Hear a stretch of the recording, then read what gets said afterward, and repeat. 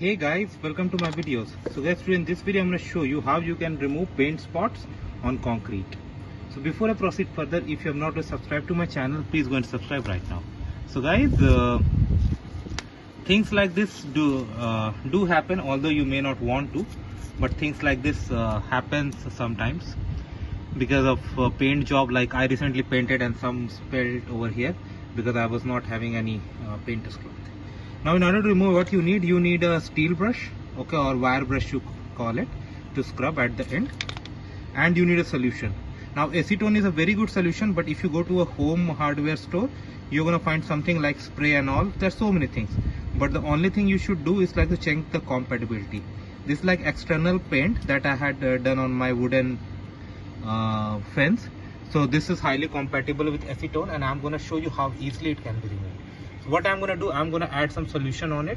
You have to be very careful because acetone evaporates pretty soon. You see the moment it is added, you see the reaction, and it's going to be pretty quick. Now acetone container you need to lock well as well, because they like evaporates. Now use the steel brush, take this off.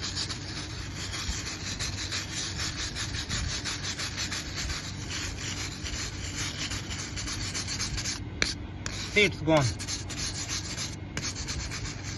Okay. You may need to do it a few times if the spots are very dark or hard. Okay, and you can also use putty knife. Also, it has got compatible with both. Let me try with some other spot too. Let me pick a big spot. Sorry about this mess, guys. This was just an accident. Some paint accidentally fell over here and caused all this. Okay. Now I have picked a very huge spot, and you can see immediately the reaction has been started, and now I'm gonna take them off. You see,